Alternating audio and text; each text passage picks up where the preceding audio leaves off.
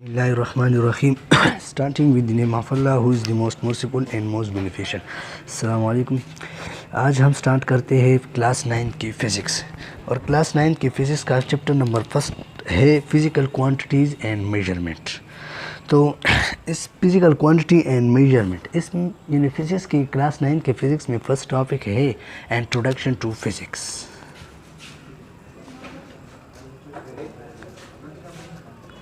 Introduction to physics.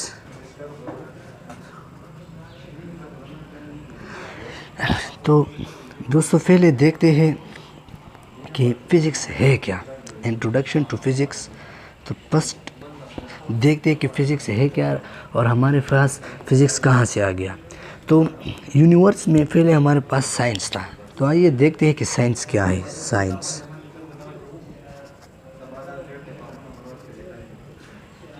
क्या है.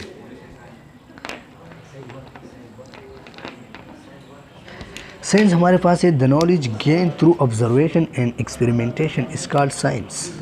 The knowledge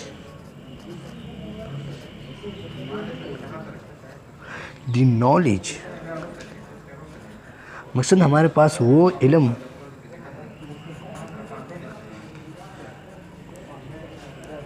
which gain through observation and experimentation is called science. Science हमारे पास वो इल्म है जो हमारे पास एक्सपेरिमेंटेशन और ऑब्जर्वेशन की मदद से हासिल हो जाए, वो हमारे पास है science. gained through observation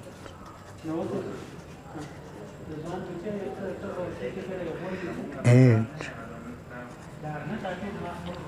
experimentation.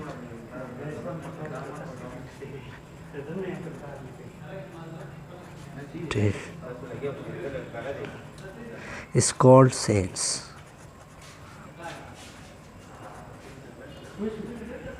जैसा कि मैंने बताया कि साइंस हमारे पास वो नॉलेज है जो हमारे पास एक्सपेरिमेंटेशन और ऑब्जर्वेशन की मदद से हासिल हो जाए. ये हमारे पास साइंस है. तो देखते हैं कि फ़िज़िक्स क्या है. पहले यूनिवर्स में साइंस था, फिर उसके बाद हमारे पास नेचुरल फ़िलासफ़ी.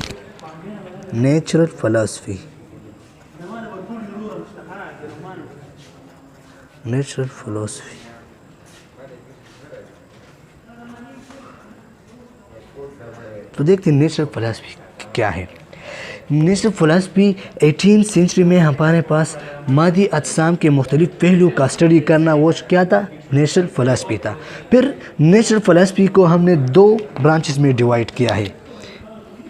एक है फिज़िकल साइंसेस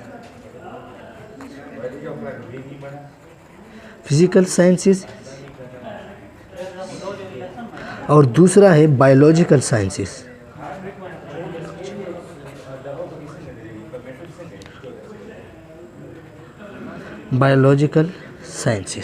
ये तो हमने नेचुरल फ़िलासफ़ी हमने दो ब्रांचेस में डिवाइड किया था. एक फ़िज़िकल साइंसेस था और दूसरा बायोलॉजिकल साइंस था. फिर 19th सेंचुरी में मकसद 19वीं सदी में हमने फ़िज़िकल साइंस को 5 ब्रांचेस में डिवाइड किया. फ़िज़िकल साइंस को 5 ब्रांचेस में डिवाइड किया.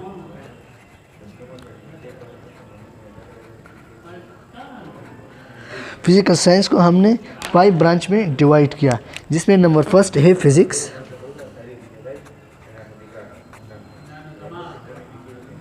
नंबर सेकंड है केमिस्ट्री,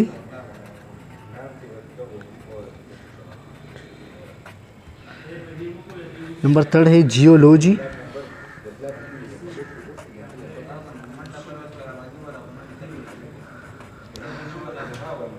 और नंबर 4 हमारे पास था एस्ट्रोनॉमी.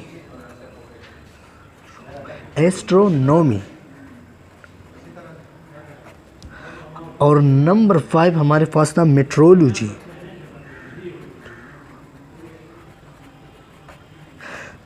तो फिज़िकल साइंस को 19वीं सदी में हमने 5 ब्रांच में डिवाइड किया था, जिसमें एक था physics, chemistry, geology, astronomy, metrology. तो इस तरह हमारे पास फिज़िक्स आ गया. तो आइए देखते हैं कि फ़िज़िक्स क्या है.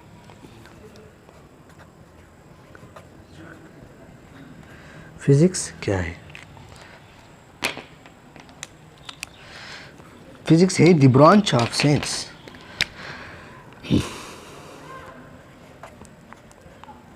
Physics is the branch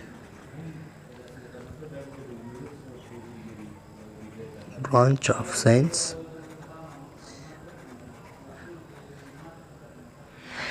physics हमारे पास साइंस का एक ब्रांच है.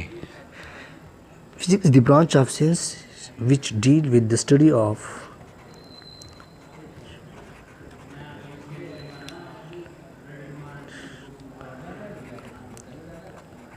of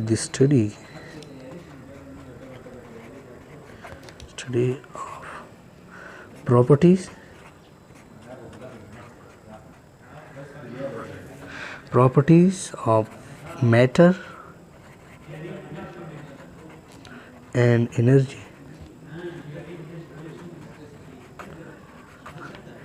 and their mutual relationship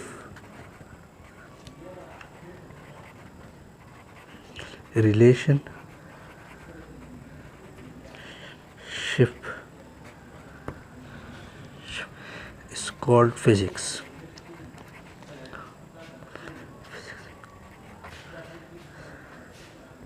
physics हमारे पास क्या है? Physics is the branch of science in which we study about properties of matter, energy and their mutual relationship. इसका मतलब ये हुआ कि फिजिक्स हमारे पास साइंस का एक ब्रांच है जिसमें हम एनर्जी और मैटर की प्रॉपर्टीज़ को स्टडी करते हैं और इसका जो म्यूचुअल रिलेशनशिप है, मकसद इसका जो बाहमी ताल्लुक़ है, इसको हम स्टडी करते हैं. तो फर्स्ट देखते हैं कि मैटर क्या है. मैटर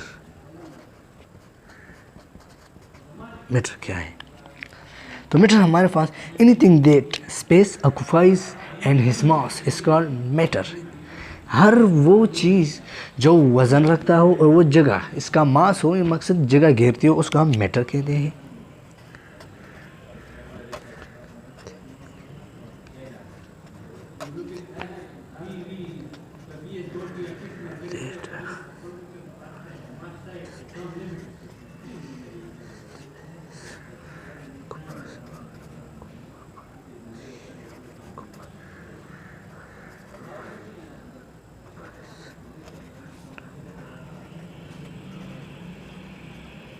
मास वो हमारे पास है matter.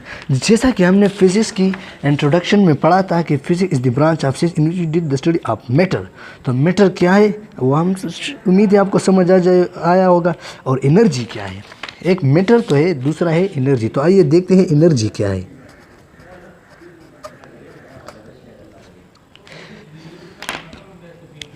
Energy the ability of a body to do work. Ability of a body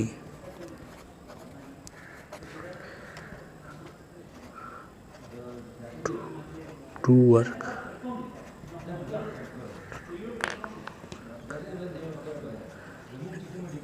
is called energy. Energy हमारे पास क्या है?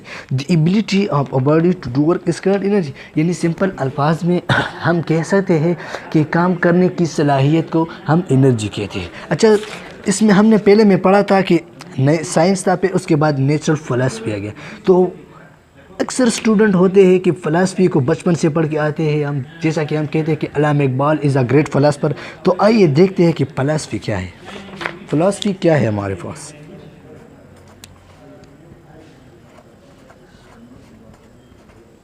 फ़िलासफ़ी क्या है? तो philo mean love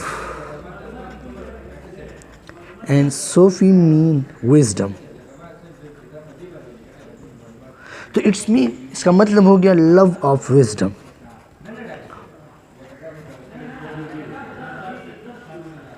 love of wisdom. तो फ़िलासफ़ी की डिफिनीशन हम कैसे कर सकते हैं? फ़िलासफ़ी की डिफिनीशन हम कैसे करते हैं? तो आइए फ़िलासफ़ी की डिफिनीशन करते हैं. तो philosophy the research of reality is called philosophy.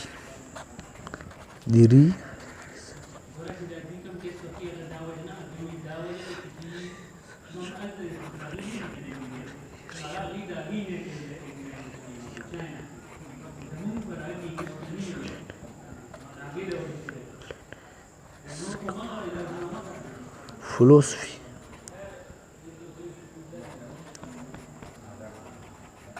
The research of reality is called philosophy, मतलब ज़िंदगी के हकायात को ढूंढना, इसको हम फिलासफी कहते हैं। फिर हमारे पास फिलासफी के बहुत ब्रांचेस है, इसमें मीटाफिज़िक्स है, बहुत ब्रांचेस है, तो हम उसकी तरफ नहीं जाते, फिर हम अपने टॉपिक की तरफ आते। जैसा कि हमने फिज़िक्स में पढ़ा कि the branch of science in which we study about matter and energy. तो मैटर में हमने जान लिया कि मैटर क्या है, एनर्जी भी हमने जान लिया कि हमारे पास एनर्जी क्या है। अब शुरू से इंसान के जहन में कुछ सवालात आते हैं कि हमारे इर्द गिर्द यानी इन्वायरमेंट में हमारी जो चीज़ें हरकत करती है, कुछ अजसाम हरकत करती है, ये क्यों करती है, ये किस वजह से करती है। ये सवाल भी पैदा हो जाता है कि सूरज में ऐसा क्या है जो ये इतना गर्म है, ये चाँद जो है ये महीने में अपना शक्ल क्यों चेंज करती है। इस किस्म के सवालात हमारे जहन में आते हैं। तो इस किस्म के सवालात को हल करने में फ़िज़िक्स हमारा मदद करता है, और फ़िज़िक्स यानी इस किस्म के जवाब हमें फ़िज़िक्स देता है। ये तबियात में हम फिर पढ़ते हैं फ़िज़िक्स में। और फ़िज़िक्स के इम्पोर्टेंस क्या है? फर्स्ट, फ़िज़िक्स के इम्पोर्टेंट ये है, फ़िज़िक्स के हमारे पास बहुत इम्पोर्टेंट है, क्योंकि फ़िज़िक्स ही क्योंकि atomic bomb is the invention of physics. जैसा कि हम कहते हैं कि एटॉमिक बम ये फ़िज़िक्स का इजाद है, तो इसकी वजह से मुल्क की जो डिफेंस है वो बरकरार सही होती है। जिस तरह कंप्यूटर ये भी फ़िज़िक्स का इन्वेंशन है, जिसकी वजह से कंप्यूटर क्या करता है, वो घंटों का काम मिनट में करता है।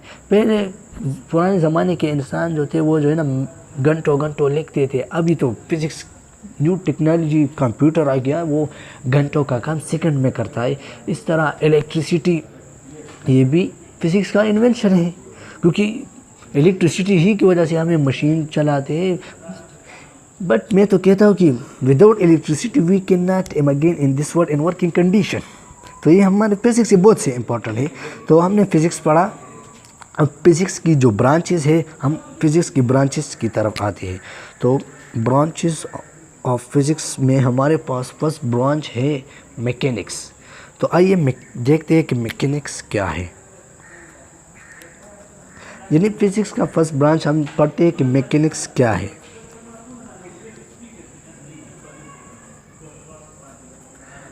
मैकेनिक्स क्या है? तो मैकेनिक्स हमारे पास it deal with the study of motion of object, its causes and effect.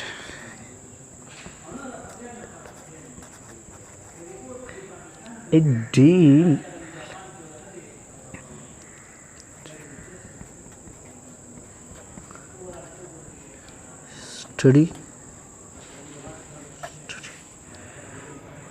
deal with the study of motion of an object,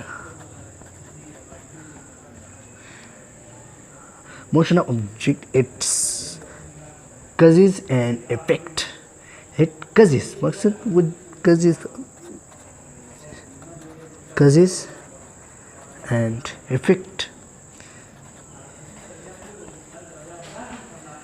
mechanics ये फिज़िक्स का वो ब्रांच है जिसमें हम मोशन के बारे में स्टडी करते हैं, और इसके वजूहात यानी ये मोशन कहाँ से आ गए, इसकी वजूहात को भी हम स्टडी करते हैं मैकेनिक्स में। अक्सर लोग मैकेनिक्स का डिफिनीशन इस तरह करते हैं कि the mechanics is the branch of physics in which we study about motion, यानी अबाउट मोशन के बारे में स्टडी करते हैं। ठीक है, वो भी गलत नहीं है, वो भी सही है, लेकिन mechanics it's causes and effect हमने इसलिए लिखा कि फिर मैकेनिक्स के हमारे पास दो ब्रांचेस है, एक काइनेमेटिक है और दूसरा डायनेमिक है। तो काइनेमेटिक में हम जो है ना, तो काइनेमेटिक में जो है ना हम भी देखते हैं कि काइनेमेटिक क्या है और मैकेनिक्स क्या है और डायनेमिक क्या है। अभी काइनेमेटिक क्या है हमारे पास, देखते हैं कि ये तो मैकेनिक्स की ब्रांच है, तो क्या देखते हैं कि काइनेमेटिक है क्या असल में। तो यानी हमारे पास काइनेमेटिक क्या है देखते हैं। तो द ब्रांच ऑफ मैकेनिक्स, ये फिज़िक्स का भी ब्रांच है, लेकिन मेन ब्रांच तो फिज़िक्स का है, लेकिन अब मैकेनिक्स का भी ब्रांच है। तो काइनेमेटिक हमारे पास क्या है? The branch of mechanics they deal with the study of the branch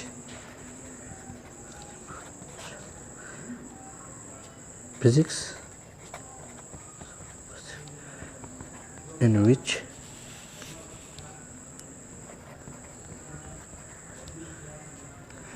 branch of physics in which we study about motion, मकसद हरकत, motion of an object। ये इसमें हमारे पास मोशन यानी किसी भी जिस्म का हम मोशन का स्टडी करते हैं, लेकिन विदाउट डिस्कशन, विदाउट मकसद यानी डिस्कशन के बगैर, without discussing the causes of motion, the causes of motion of an object. Kinematic हमारे पास मैकेनिक्स का वो ब्रांच है इसमें हम मोशन की स्टडी करते हैं, लेकिन इसकी वजूहात की स्टडी नहीं करते। और आइए डायनेमिक के देखते हैं कि डायनेमिक में हमारे पास क्या है। डायनेमिक क्या है?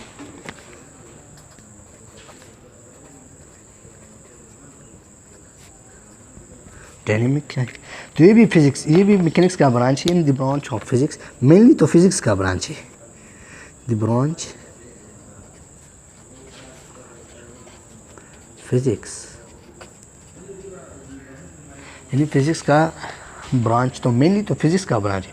In which we study about motion of an object, in which we study about motion of an object। इसका भी मोशन, किसी भी अजसाम का मोशन, इसमें भी हम किसी भी अजसाम का मोशन स्टडी करते हैं, लेकिन इट्स कजेज एंड इफेक्ट, यानी इसका कजेज और इफेक्ट भी हम स्टडी करते हैं। It's causes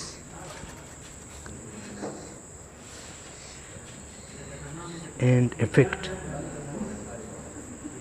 causes and effect,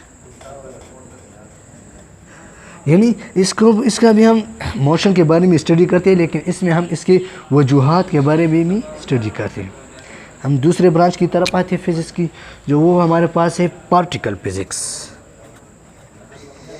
यानी पार्टिकल फिजिक्स क्या है, आइए देखते हैं पार्टिकल फिजिक्स।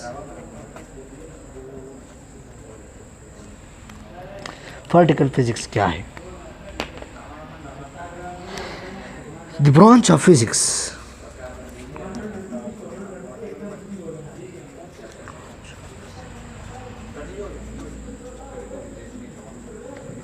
ये भी हमारे पास फिजिक्स का एक ब्रांच है। इसमें हम क्या study, in which branch of physics with deal with the study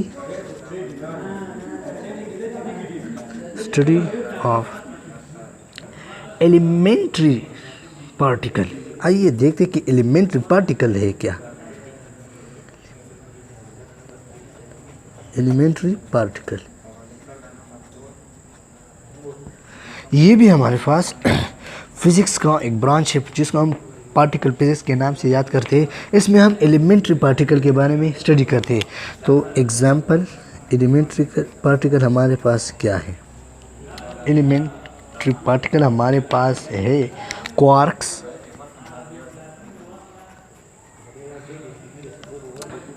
lepton, proton,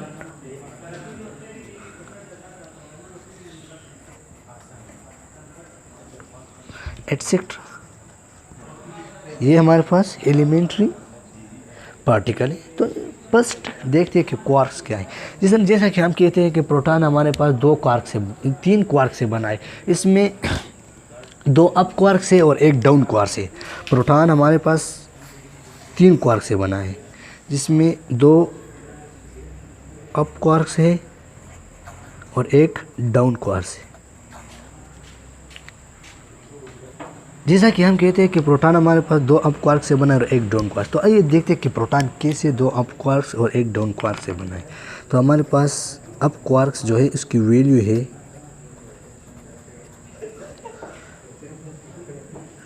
वो है +2/3 और डाउन क्वार्क्स की वैल्यू -1/3। तो इसमें 2 अप क्वार्क्स है, इट्स मीन 2/3 मतलब 2 अप क्वार्क्स है 2/3 -1/3। तो 2 अप क्वार्क्स हो गए, एक डाउन क्वार्क्स हो गए। तो इसका एलसीएम ले लेते हैं, 3 इसका एलसीएम आ गया। तो हमारे पास ये 2 + 2 -1 आ गया। तो 2 + 2 4 -1 आ गया डिवाइड बाई 3। तो 4 - 1 यानी हमारे पास 4 है -1। तो 4 से हम एक माइनस करते हैं तो हमारे पास क्या आता है 3/3। तो ये जब हम कट करते हैं तो इसके साथ हमारे, तो इस वजह से हमारे पास प्रोटॉन पर क्या है प्लस चार्ज है। जैसा कि हम कहते हैं प्रोटॉन पर प्लस चार्ज है, तो वो इस क्वार्क्स की वजह से वो बना है। तो जब ये क्वार्क्स, जैसे कि हमने मैथमेटिकली लिख लिया कि क्वार्क्स क्या है, तो इस वजह से हमारे पास प्रोटॉन पर क्या है प्लस चार्ज है। और न्यूट्रॉन जो है ना, वो जो है ना हमारे पास 2 डाउन क्वार्क से बना है और एक अप क्वार्क से बना है। वो इस न्यूट्रॉन जो है वो हमारे पास क्या है 2 डाउन क्वार्क है और एक अप क्वार्क है। तो डाउन क्वार्क्स और अप क्वार्क्स की वैल्यू तो हमें पता है। तो ये क्या हो गया -1/3 -1/3 2/3। तो फिर हमारे पास ये क्या गया, तो 2/3 प्लस -1